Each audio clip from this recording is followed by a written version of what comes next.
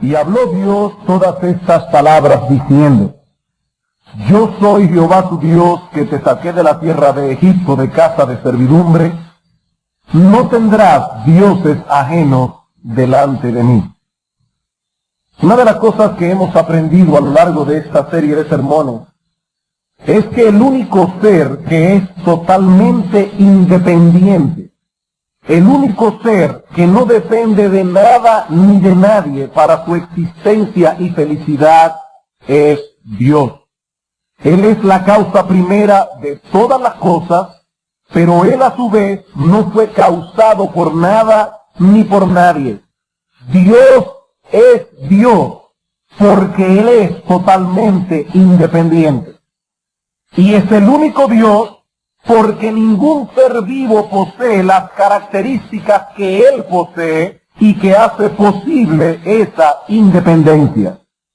Él existe desde siempre, nunca tuvo principio, nunca tendrá fin. Y todo aquello que le hace glorioso y bienaventurado se encuentra en sí mismo. Por eso es Dios, el único Dios vivo y verdadero. El hombre, en cambio, es un ser totalmente dependiente. A pesar de ser la criatura más excelsa de todos los seres vivos que pueblan el planeta, creado a la imagen y semejanza de Dios, nunca dejará de ser el hombre precisamente eso, una criatura, y como tal, dependiente en todo de su Creador. Como dice el salmista en el Salmo 100, Él nos hizo y no nosotros a nosotros mismos. Pueblo suyo somos y ovejas de su prado. Por cuanto Él nos hizo, somos su pueblo, su posesión. Y no pienso que Dios esté hablando aquí en el Salmo de Israel únicamente. No olviden que el Salmo 100 comienza con una invitación dirigida a todos los habitantes de la tierra para servir y adorar a Dios. Todos los pueblos de la tierra son suyos porque Él los hizo. Pero por esta misma razón, porque somos sus criaturas, dependemos de Él en todo, como las ovejas dependen de un pastor. Pueblo suyo somos y ovejas de su prado. Este mundo es el prado de Dios, y es a través de este prado que Él provee a los hombres, a todos los hombres, indistintamente de todas las cosas que los hombres necesitan. Así que Él no depende de nadie, pero nosotros dependemos enteramente de Él. Ese fue básicamente el mensaje que Pablo dio en el Areópago cuando habló a los atenienses acerca del Dios no conocido. Hechos capítulo 17. Hechos capítulo 17, versículos 24 al 28. Hechos capítulo 17, versículos 24 al 28. Dice Pablo aquí, hablando a los atenienses que eran idólatras: el Dios que hizo el mundo y todas las cosas que en él hay, siendo el Señor del cielo y de la tierra, no habita en templos hechos por manos humanas, ni es adorado por manos de hombres, como si Él necesitase de algo. No, Él no necesita de nada, pues Él es quien da a todos vida y aliento y todas las cosas. Y de una sangre ha hecho todo el linaje de los hombres, para que habiten sobre toda la faz de la tierra, y les ha prefijado el orden de los tiempos y los límites de su habitación, para que busquen a Dios, que en alguna manera palpando puedan hallarle, aunque ciertamente Él no está lejos de cada uno de nosotros, porque en Él vivimos y nos movemos y somos, como algunos de vuestros propios poetas han dicho, porque linaje suyo somos. Él no depende de nada, pero el hombre depende enteramente de Dios, aunque en su orgullo y en su soberbia no quiera reconocerlo. Dice Pablo aquí, Dios es quien da a todos vida y aliento y todas las cosas. Sin su ayuda no podríamos subsistir un solo segundo. Ahora bien, precisamente porque somos seres dependientes, y porque ese sentido de dependencia se encuentra profundamente arraigado en nuestros corazones, aun sea a nivel inconsciente, los seres humanos no podemos vivir sin Dios. Los seres humanos no podemos vivir sin Dios. Y como no podemos vivir sin Dios, cuando no adoramos y servimos al que es verdadero, entonces por necesidad nos inventamos uno falso a quien servir y adorar. El hombre no puede vivir sin Dios.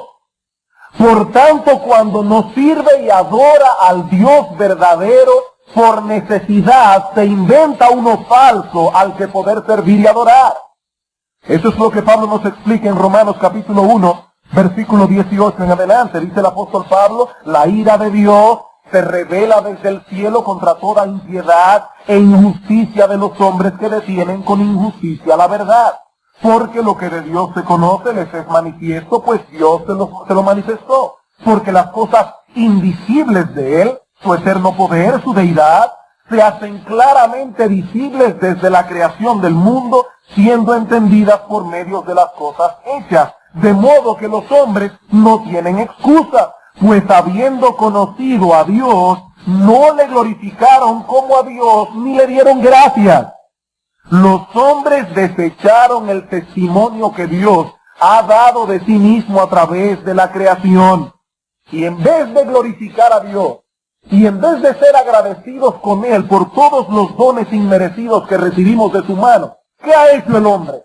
Se ha envanecido en sus razonamientos, dice Pablo, su necio corazón fue entenebrecido, profesando ser sabios, se hicieron necios y cambiaron la gloria del Dios incorruptible en semejanza de imagen de hombres corruptibles, de aves, de cuadrúpedos y de reptiles. Más adelante añade: cambiaron la verdad de Dios por la mentira, honrando y dando culto a las criaturas antes que al Creador. Rechazaron al Dios verdadero, pero como no pueden vivir sin Dios, el asunto no se detuvo allí, lo sustituyeron por dioses falsos. Siendo como somos seres dependientes, no podemos vivir sin Dios. Y porque Dios conoce esa realidad del ser humano, es que Dios abre el decálogo con estas palabras: yo soy Jehová tu Dios, que te saqué de la tierra de Egipto, de casa de servidumbre, no tendrás dioses ajenos delante de mí. Esta es la base que sustenta todos los otros mandamientos. De hecho, este es el andamiaje que sostiene toda la vida, todos los muros, todas las paredes de la religión verdadera. Mi amigo, el asunto no es tener un Dios al cual adorar. Hay personas que dicen: lo importante es que cada uno tenga su Dios y le sirva íntegramente. No, mi amigo. El asunto no es tener un Dios al cual adorar. El asunto es adorar al Dios vivo y verdadero. El Dios que se nos revela a través de la creación, pero que de manera especial y particular se nos ha revelado en su palabra. Es el Dios de la creación y de la Biblia quien proclama en el decálogo: no tendrás dioses ajenos delante de mí. El Dios que habla en el Sinaí requiere exclusividad absoluta. Él no comparte con nadie su derecho divino a ser adorado y servido como Dios. Como dice a través del profeta Isaías: yo Jehová, este es mi nombre, y a otro yo no daré mi gloria. No daré mi gloria. Y nos preguntamos ¿por qué? ¿Por qué este exclusivismo en Dios? La semana pasada nos detuvimos a considerar este asunto, la razón que está detrás del primer mandamiento. ¿Por qué no debemos adorar a otro Dios que no sea este que habló en el Sinaí? Por la sencilla razón de que no existe ningún otro. Porque no existe ningún otro. Dios se conoce a sí mismo. Y Él conoce todas las cosas que ha creado. Y Él sabe que no hay nada que se le iguale. Él sabe perfectamente que no existe otro Dios fuera de Él. De modo que al prohibir la idolatría, Él está actuando conforme a la verdad. Dios está diciendo a sus criaturas: no existe Dios alguno fuera de mí. No existe nadie en todo el universo que posea las características que yo poseo. No hay nadie en todo el universo que haga las cosas que yo hago. Por tanto, actuando en conformidad con este hecho incontrovertible, prohíbo que tengan otros dioses fuera de mí. Pero Dios no está actuando aquí conforme a la verdad únicamente, sino también conforme a su amor. Él no quiere que confiemos en una ilusión. Él no quiere que confiemos en una mentira cuando podemos descansar en un Dios real y enteramente confiable. Jeremías capítulo 2. Jeremías capítulo 2, a partir del versículo 9. Dice Dios aquí que el pueblo de Israel había comenzado a hablar en nombre de Baal, se habían olvidado de Dios. Y dice ahora el Señor a través de su profeta en el versículo 9, por tanto contenderé aún con vosotros, dijo Jehová, y con los hijos de vuestros hijos pleitearé. Porque pasad a las costas de Quitim, y mirad, y enviad a Cedar, y considerad cuidadosamente, y ved si se ha hecho cosa semejante a esta. ¿Acaso alguna nación ha cambiado sus dioses, aunque ellos no son dioses? Sin embargo, mi pueblo ha trocado su gloria por lo que no aprovecha. Espantaos, cielos, sobre esto, y horrorizaos, desolaos en gran manera, dijo Jehová, porque dos males ha hecho mi pueblo. Me dejaron a mí fuente de agua viva, y cavaron para sí cisternas rotas que no retienen agua. Darle la espalda a Dios para confiar en un ídolo es dejar de un lado una fuente de agua viva para depender de una cisterna rota que no puede retener el agua. Al decir en el primer mandamiento, Dios, no tendrás dioses ajenos delante de mí, Dios está preservando su gloria, pero está procurando también nuestro bienestar. La palabra de Dios advierte que los que sirven diligentemente a otro Dios serán traspasados de muchos dolores, y el Señor no desea nuestro mal, Él desea nuestro bien. He aquí entonces la razón por la que no debemos tener dioses ajenos delante del verdadero Dios. No existe ningún otro. Ahora bien, ¿qué es en esencia lo que se nos ordena en el primer mandamiento? Ya vimos su razón de ser. Veamos ahora en segundo lugar su esencia. La esencia del mandamiento. ¿Qué es lo que se nos pide en el primer mandamiento? Bueno, la respuesta es fácil. Negativamente, que no debemos tener otro Dios aparte del único Dios vivo y verdadero. Positivamente, que debemos tenerle a Él como nuestro Dios. Hay un aspecto negativo, hay un aspecto positivo. No debemos tener otro Dios fuera de Dios, pero positivamente debemos tenerle a Él como nuestro Dios. Y hay muchos detalles envueltos en esto que veremos más adelante en otros sermones, pero si nos vamos a la esencia del mandamiento, esto es básicamente lo que ordena. Debemos tener a Jehová como nuestro Dios exclusivamente. Es esta idea la que está detrás del discurso de Josué en Siquem, cuando se despidió formalmente de Israel un poco antes de su muerte. Josué capítulo 24. Josué capítulo 24. ¿Cuál es la esencia del mandamiento? Debemos tener a Jehová como nuestro Dios exclusivamente. Josué capítulo 24, versículo 14 y 15. Ahora pues, dice este líder al pueblo, temed a Jehová y servidle con integridad y en verdad, y quitad de entre vosotros los dioses a los cuales sirvieron vuestros padres al otro lado del río y en Egipto, y servid a Jehová. Y si mal os parece servir a Jehová, escogeos hoy a quién sirváis, si a los dioses a quienes sirvieron vuestros padres cuando estuvieron al otro lado del río, o a los dioses de los amorreos en cuya tierra habitáis, pero yo y mi casa serviremos a Jehová. Josué está llamando al pueblo aquí a hacer una elección. Escogeos hoy a quien sirváis. Ahora noten, hermanos, que es una decisión radical. No puede ser uno y otro.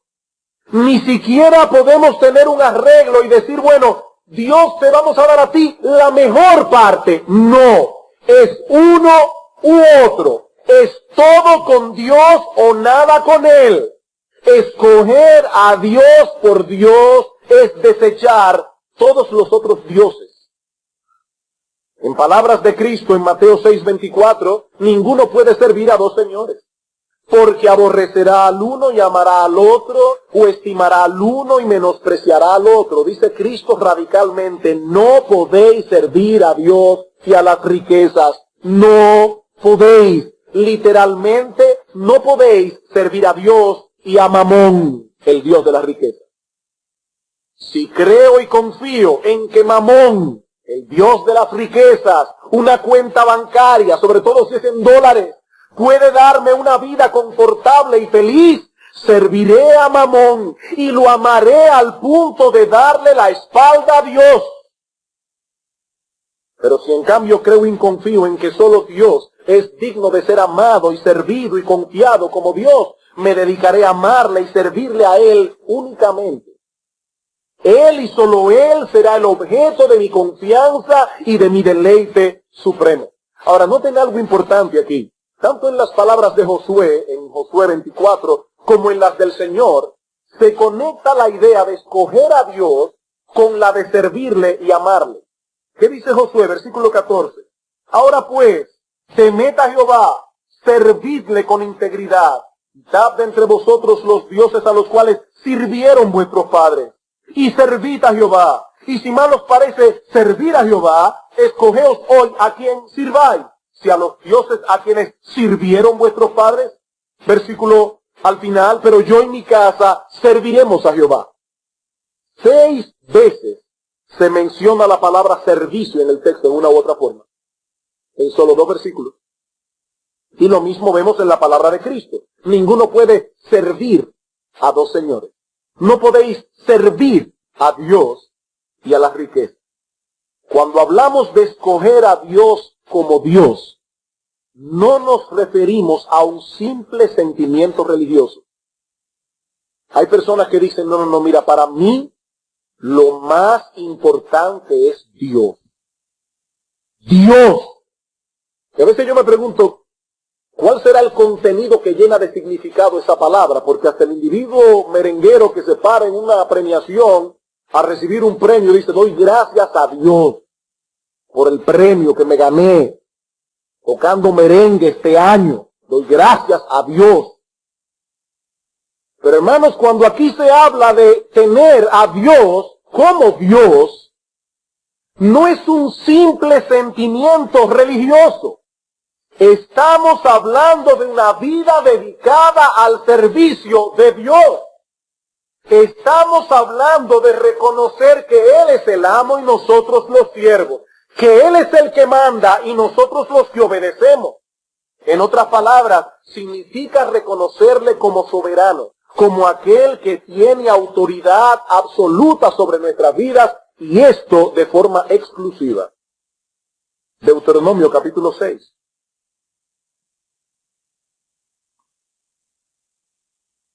Deuteronomio capítulo 6. Versículos 1 al 5.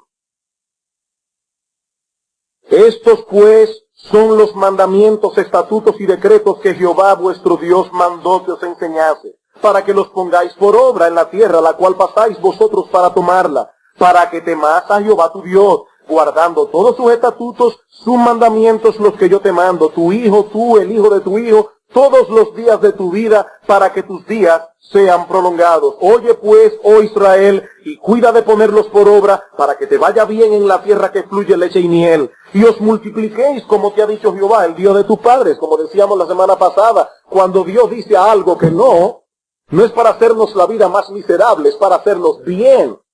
Pero dice ahora en el versículo 4, oye Israel, Jehová nuestro Dios, Jehová uno es. ¿Cuántos dioses hay? Hay uno solo. Como dijo cierta niña en una clase de escuela dominical, hay uno solo porque en el mundo no caben dos. Dios es demasiado grande. ¿Cuántos dioses hay? Hay un solo Dios.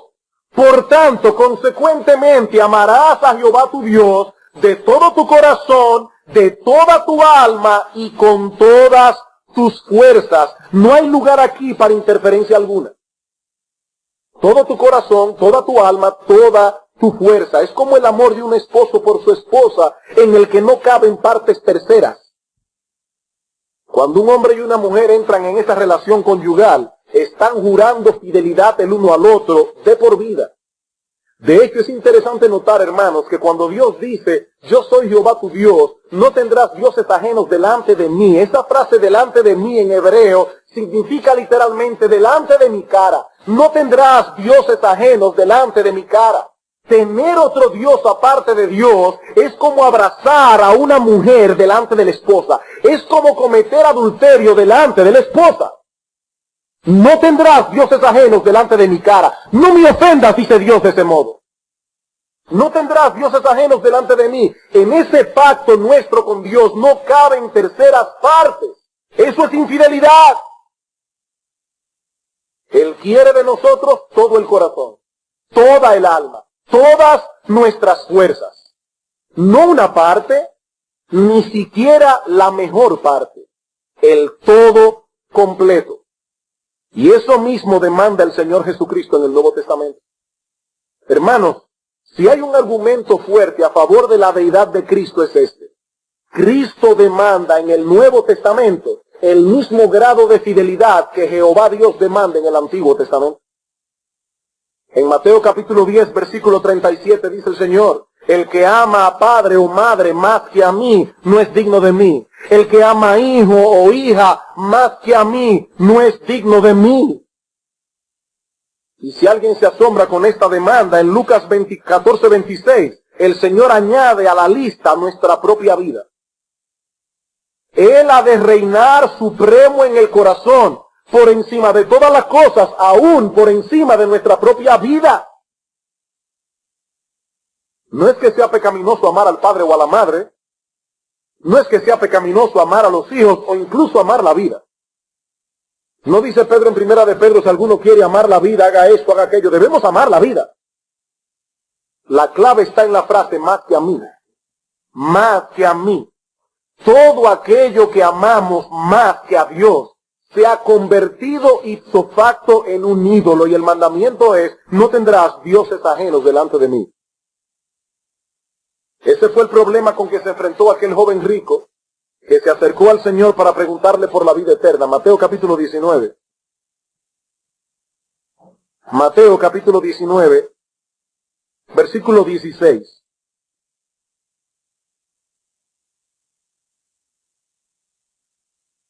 Entonces vino uno y le dijo, Maestro bueno, ¿qué haré para tener la vida eterna?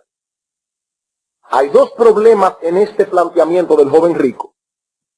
En primer lugar, que este joven no ve en Cristo otra cosa que un maestro.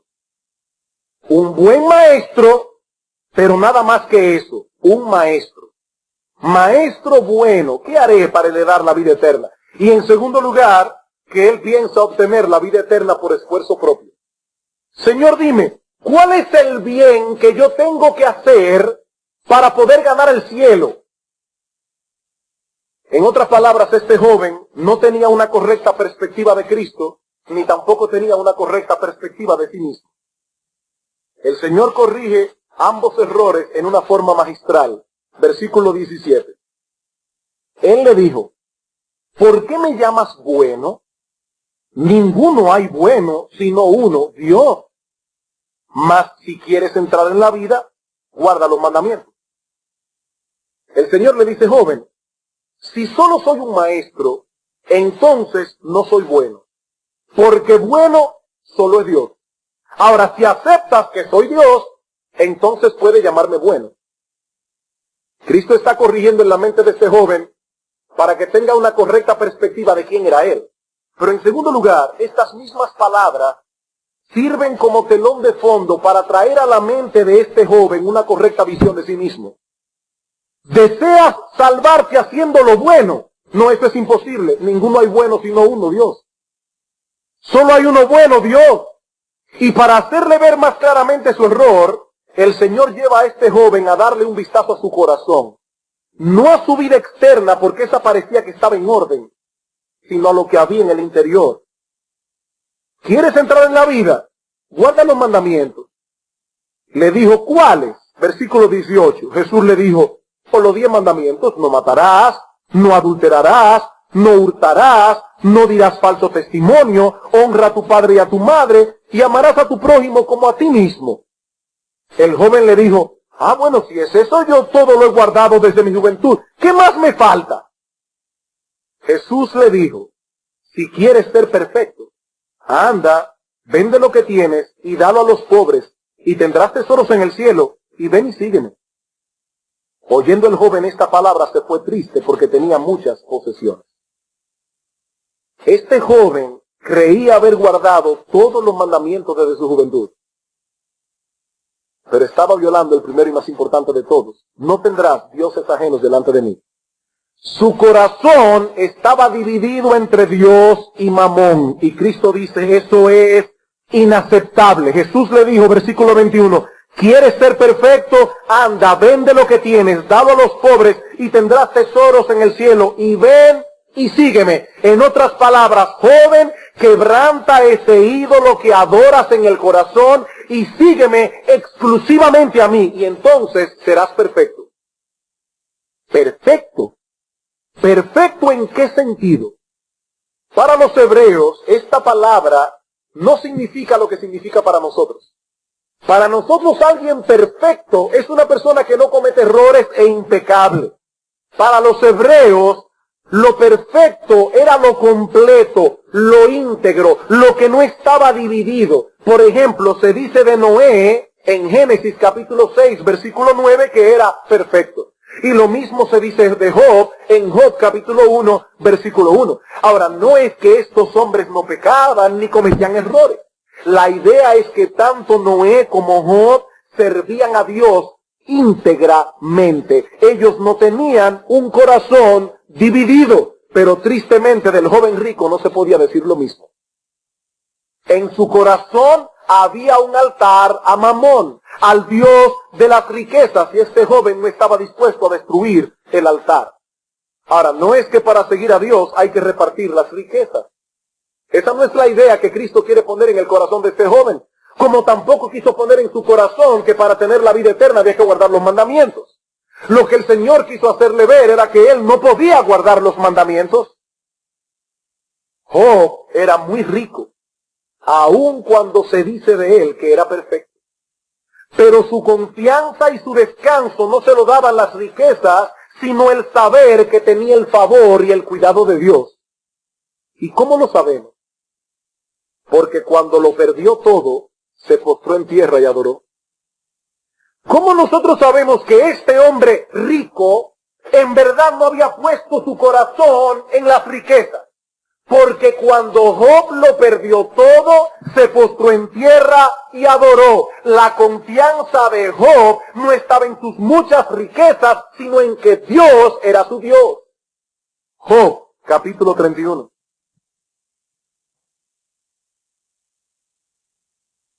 Job, capítulo 31, versículo 24 al 28.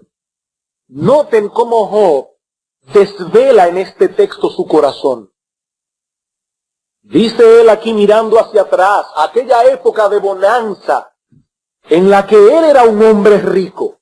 Dice Job, versículo 24, si puse en el oro mi esperanza, si dije al oro mi confianza eres tú, si me alegré de que mis riquezas se multiplicasen y de que mi mano hallase mucho, si he mirado al sol cuando resplandecía o a la luna cuando iba hermosa y mi corazón se engañó en secreto y mi boca besó mi mano como diciendo, ¡ah! ¡Qué mano más productiva yo tengo! Esto también sería maldad juzgada porque habría negado al Dios soberano. Dice Job, cuando yo era rico, si en algún momento hubiese puesto mi corazón en las riquezas, eso hubiese sido una maldad, porque habría negado al Dios soberano. Ah, pastor, pero usted sabe muy bien que la historia no concluye allí. Sí, Job se postró y adoró, pero más adelante se deprimió con una depresión profunda y angustiosa. Sí, eso es cierto, pero hermanos, ¿por qué se deprimió Job?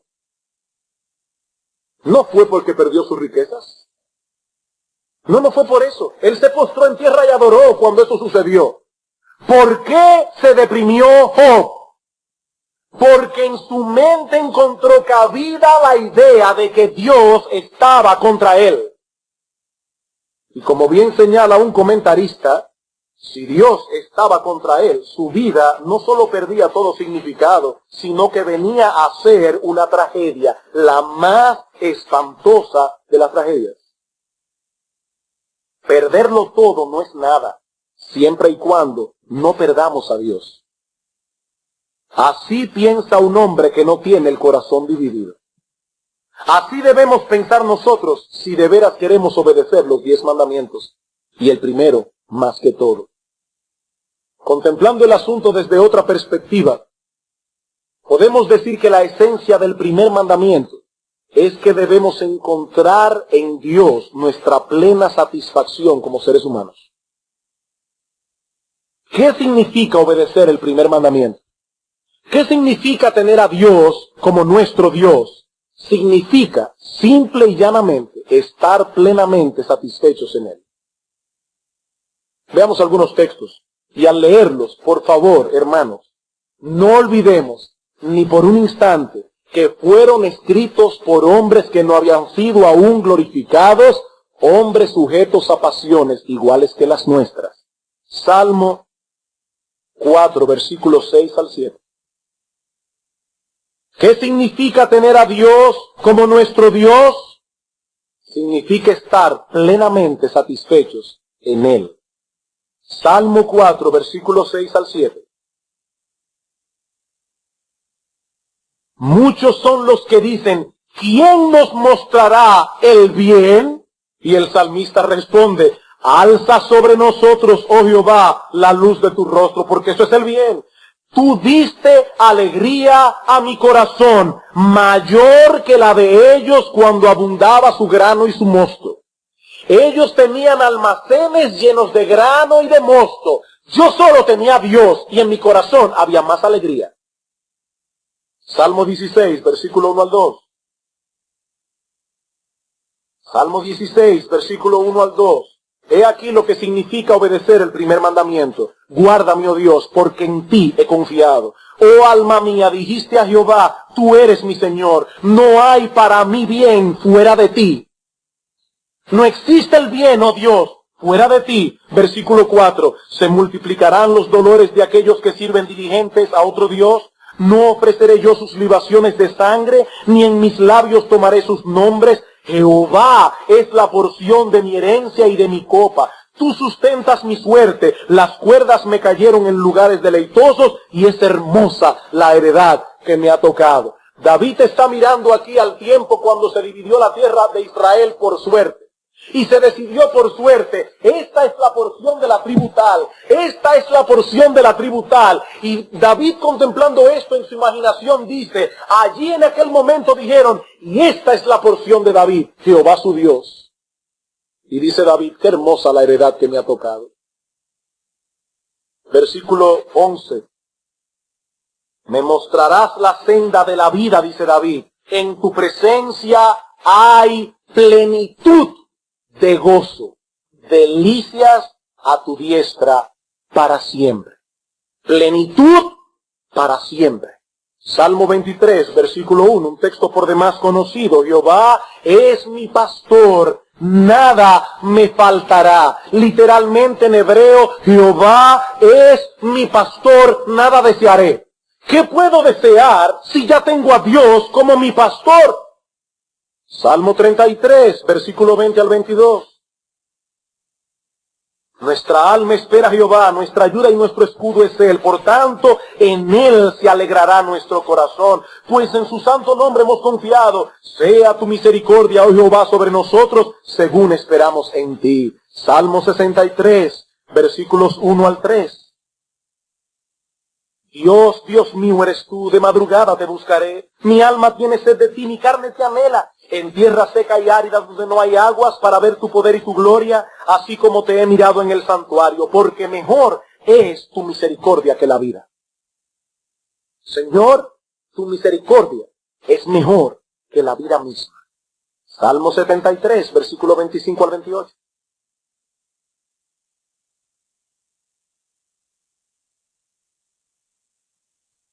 ¿A quién tengo yo en los cielos sino a ti? Y fuera de ti nada deseo en la tierra. Mi carne y mi corazón desfallecen, mas la roca de mi corazón y mi porción es Dios para siempre. Porque he aquí los que se alejan de ti perecerán. Tú destruirás a todo el que de ti se aparta. Pero en cuanto a mí, el acercarme a Dios es el bien. En cuanto a mí, dice el salmista, el acercarme a Dios es el bien. Amados hermanos, amigos que nos visitan, es cuando se tiene esta conciencia que podemos decir que Dios es nuestro Dios.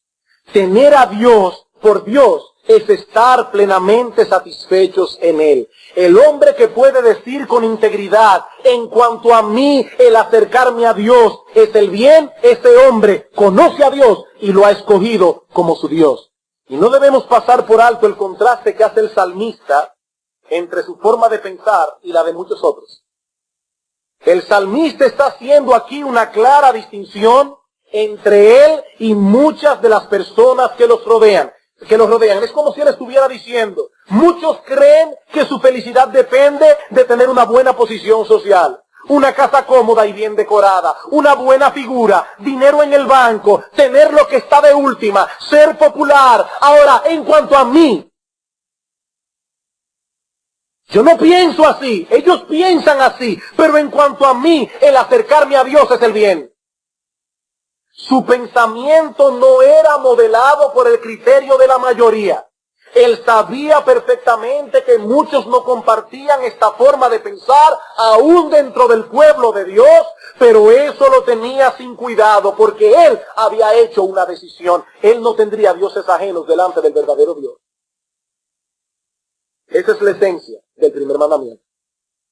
Y nos preguntamos, hermanos,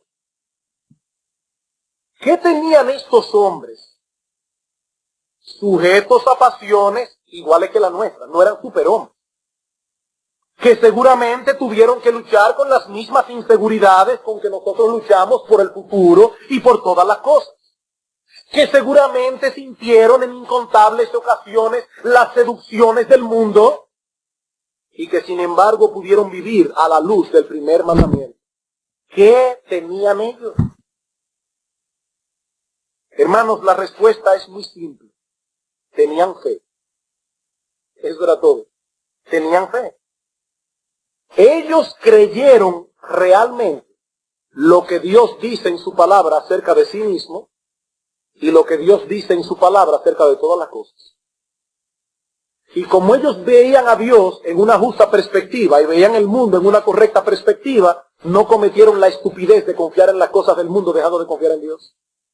Ellos tenían fe. Creían realmente que Dios era el creador de todas las cosas. Y que todas las cosas eran cosas creadas por Él. Y mirándolo todo a la luz de esta realidad que contemplaban por fe, a través de un proceso de pensamiento lógico, llegaron a la conclusión de que las cosas creadas no podían darle más satisfacción que aquel que las creó. Es un pensamiento lógico de fe. Y de ese modo, escogieron a Dios como su Dios antes que escoger las cosas. Hebreos capítulo 11.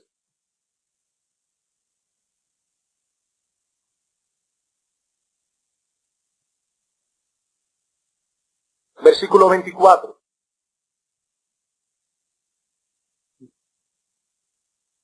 Por la fe Moisés, hecho ya grande, rehusó llamarse hijo de la hija de Faraón, escogiendo antes ser maltratado con el pueblo de Dios que gozar de los deleites temporales del pecado, teniendo por mayores riquezas el vituperio de Cristo que los tesoros de los egipcios, porque tenía puesta la mirada en el galardón.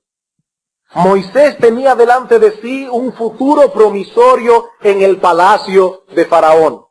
Y añadido a esto la oportunidad de disfrutar los deleites temporales del pecado, algo bastante seductor para cualquier mortal. Pero en cambio escogió el camino de la obediencia, aunque esto significara por el momento ser maltratado con el pueblo de Dios. Y nos preguntamos, ¿dónde está la clave de su victoria sobre el pecado? El autor de la epístola responde claramente. La clave para la victoria debemos buscarla en su fe. Por la fe, por la fe, por la fe, dice el autor. Él escogió lo que escogió porque tuvo fe, porque confió en la promesa de Dios. Moisés creyó que Dios era veraz y creyó que lo que Cristo ofrecía, mirándolo por la fe, porque Cristo no había venido, miró y vio que lo que Cristo ofrecía era mejor que los deleites temporales del pecado. Hermanos, ¿qué es la fe? Bueno, en este mismo capítulo de la epístola se nos dice que la fe es la certeza de lo que se espera. Moisés tuvo tanta seguridad de que Dios era Dios, de que su palabra era veraz y de que él cumpliría su promesa, que no se dejó seducir por los deleites temporales del pecado. Alguien dijo una vez, hermanos, pongan atención a estas palabras. Alguien dijo una vez, pecado es aquello que hacemos cuando nuestro corazón no está satisfecho en Dios. ¿Qué es pecado? Es todo aquello que hacemos cuando nuestro corazón no está satisfecho en Dios. Sigue diciendo este autor, nadie peca por deber. No es un deber pecar. Pecamos porque el pecado trae consigo una promesa de felicidad. Esta promesa nos esclaviza hasta que creemos que Dios es más deseable que la vida misma. Voy a repetir esto otra vez. Pecamos porque el pecado trae consigo una promesa de felicidad. Esta promesa nos esclaviza hasta que creemos que Dios es más deseable que la vida misma. Y este mismo autor dice en otro libro, el estar satisfecho con todo lo que Dios es para mí en Cristo es el poder para resistir las fascinantes tentaciones de la desobediencia. Hermanos, el pecado nos seduce cuando nos convence que Él tiene algo para nosotros, sin lo cual no estaremos satisfechos. Yo tengo algo para ti que no tienes aún, y sin lo cual no puedes ser feliz. Ahora, el hombre que realmente cree en Dios, y en la palabra de Dios, y que lo contempla todo con los ojos de la fe, tan pronto viene esta seducción del pecado, razona de este modo. ¿Qué satisfacción puede darme una cosa que el creador de todas las cosas no me pueda proveer? ¿Cómo puede alguna cosa darme una felicidad que no pueda yo obtener en el creador de todas las cosas? Así piensa el hombre de fe. ¿Cómo voy a cometer la insensatez de dejar de lado a aquel, según Hechos 17, quien da a todos vida y aliento y todas las cosas para venir a hacer ahora de las cosas un Dios? Es un asunto de fe. Es un asunto de fe. Y ahora yo te pregunto, ¿tú realmente crees que el Dios de la Biblia existe? ¿Tú lo crees? El Dios autosuficiente, que subsiste por sí mismo, eterno, inmutable, omnisciente, todopoderoso, omnipresente, bueno, justo, santo, veraz. ¿Tú crees que ese Dios existe? Si respondemos que sí, debemos preguntarnos ahora, ¿acaso dudo que ese Dios pueda satisfacerme por completo? Él es Jehová, el Dios que se basta a sí mismo. Y si Él se basta a sí mismo, no me va a bastar a mí. Hermanos, es cuando el pecado logra sembrar esa duda en nosotros que caemos en la idolatría. Y dirigimos nuestros afectos y nuestros deseos más profundos a otras cosas que no son Dios. Es por eso que algunos dicen que debemos ir a Dios para las grandes solemnidades y al diablo para los ratos agradables.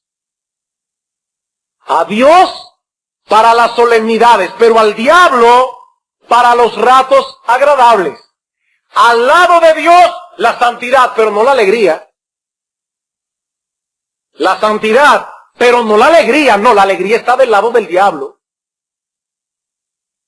Y yo te pregunto, ¿es así como tú piensas? Vamos a ser honestos. Vamos a ser honestos. ¿Es así como tú piensas? ¿O crees realmente lo que Dios dice de sí mismo en su palabra y lo que Dios dice acerca de todas las cosas? Porque si de veras lo crees, no cometerás la insensatez de dejar una fuente de agua viva para tratar de calmar tu sed en una cisterna rota que no puede retener el agua.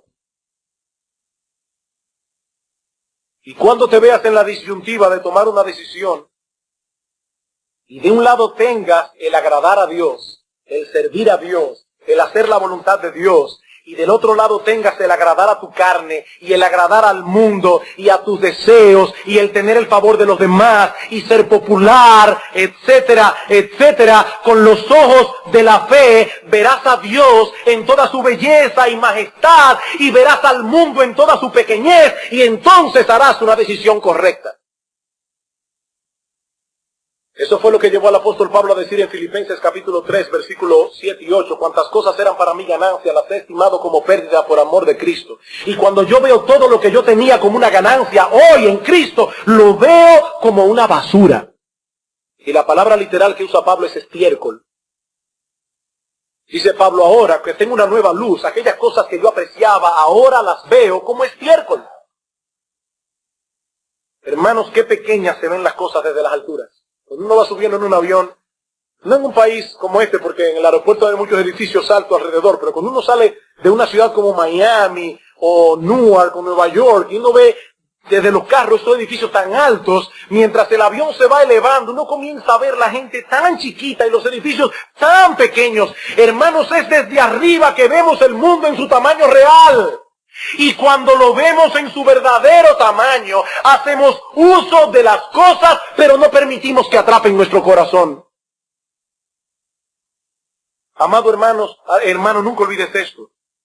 Terminamos siendo esclavos de aquello que apreciamos. Por eso Cristo habla de servir. No podemos servir a Dios y a las riquezas, porque terminamos siendo esclavos de aquello que apreciamos. Por eso, amado hermano, la clave está en ver a Dios en toda su majestad, en ver a Dios en toda su belleza, en ver a Dios en todo su esplendor, de tal manera que estemos plenamente satisfechos en Él y solo en Él. Eso es tener a Dios por Dios. Para concluir, quisiera traer unas breves palabras de aplicación. Amados hermanos en Cristo, y hablo ahora a todos aquellos que han venido al Señor en arrepentimiento y fe, y que pueden decir con plena certeza que el Dios de la creación y de las Escrituras es su Dios. A esos hablo, amado hermano. El domingo pasado vimos que aún los creyentes genuinos pueden en un momento dado caer en el pecado de la idolatría. Los creyentes pueden caer en un momento dado en el pecado de la idolatría. Por eso el apóstol Pablo nos exhorta en 1 Corintios 10:14 a huir de la idolatría, y está hablando a creyentes. Y Juan nos advierte en su primera carta que nos guardemos de los ídolos. Tan pronto nuestros corazones se van detrás de cualquier cosa fuera de Dios, y pretendemos encontrar en esto una satisfacción y una felicidad que supuestamente no tenemos en Dios, hemos levantado un ídolo y hemos deshonrado tremendamente a Dios. Hermano, escucha una vez más el lenguaje de indignación que usa Dios en Jeremías 2. Hermanos, hay indignación en estas palabras. Jeremías capítulo 2, versículos 11 al 13. ¿Acaso alguna nación ha cambiado sus dioses? Aunque ellos no son dioses. Sin embargo, mi pueblo ha trocado su gloria por lo que no aprovecha. Y Dios ahora, revelando su corazón dolido a su pueblo, dice: espantaos, cielos, sobre esto, horrorizaos, desolaos en gran manera, dijo Jehová. No fue poca cosa lo que hicieron estos judíos. 2 males ha hecho mi pueblo. Me dejaron a mí fuente de agua viva y cavaron para sí cisternas rotas que no retienen agua. Y dice Dios, desolaos y horrorizaos. Hermano, puede ser el dinero, el placer, la comodidad, la esposa, el esposo, los hijos, cualquier cosa. Ningún creyente verdadero compartirá permanentemente su devoción a Dios con ninguna de esas cosas. Pero hermanos, cualquiera puede en un momento dado ser seducido a buscar su felicidad en esas cosas. De hecho, continuamente seremos tentados a hacer esto. Continuamente. Amados hermanos, solo podremos luchar efectivamente en contra de esta tentación cuando estemos plenamente satisfechos en Dios. Cuando contemplemos con los ojos de la fe todo lo que Dios es para nosotros en Cristo. Por esto Juan dice en su primera carta, todo lo que es nacido de Dios vence al mundo. Y esta es la victoria que ha vencido al mundo, nuestra fe. Nuestra fe. El mundo está lleno de cosas que intentan seducir el corazón del creyente para que se aparte de Dios. Y lo único que puede detener esos dardos de fuego del maligno es el escudo de la fe. Debemos levantarnos por encima de esas cosas que se ven y que se ven tan bonitas para ver con los ojos de la fe las cosas que no se ven. Moisés pudo resistir la seducción de los deleites temporales del pecado porque tenía su mirada puesta en el galardón. Dice el autor de Hebreos, se sostuvo como viendo al invisible. ¿Y cómo veía al invisible? Con los ojos de la fe. La clave de la victoria no está, mi amado hermano, en haber creído en Dios. La clave de la victoria, amado hermano, no está en haber creído en Dios. Es en seguirle creyendo minuto tras minuto. En seguir creyendo lo que Dios dice de sí mismo en su palabra y lo que Él dice acerca de todas las cosas. Y Él dice que son vanidad. Amado hermano, disfruta las cosas que Dios te da. No somos ascetas. Disfruta las cosas que Dios te da, pero nunca hagas de ellas un Dios. Nunca se desvíe tu corazón para apartarse de aquel que creó todas las cosas. Y si Dios se place en prosperarte y en proveerte en abundancia, disfrútalo, pero medita continuamente en las palabras de Pablo en 1 Timoteo 6:17 y atesóralas en tu corazón. A los ricos de este mundo, de este siglo, manda que no sean altivos, que no pongan su esperanza en las riquezas porque son inciertas, sino en el Dios vivo que da todas las cosas en abundancia. ¿Para qué? Para que las disfrutemos. Hermanos, Él nos da las cosas para que las disfrutemos. Pero no debemos poner en ellas nuestra esperanza, dice Pablo, sino en el Dios vivo que nos da todas las cosas. Y tú, mi amigo que nos visitas en esta mañana, ¿qué puedes decir acerca de ti mismo? Jóvenes que están en medio nuestro, jóvenes, adolescentes, jóvenes, que por años y años han escuchado hablar desde este púlpito de la grandeza, de la majestad, de la gloria, de la belleza de Dios. ¿Puedes decir con certeza que ese Dios es tu Dios? ¿Puedes venir a Él en momentos de necesidad como un hijo delante de un padre? ¿Tú puedes decir con una limpia conciencia que no tienes el corazón dividido? Que no tienes dioses ajenos delante del verdadero Dios. O perteneces al grupo, bastante numeroso por cierto, de aquellos que saben que el Evangelio es la verdad.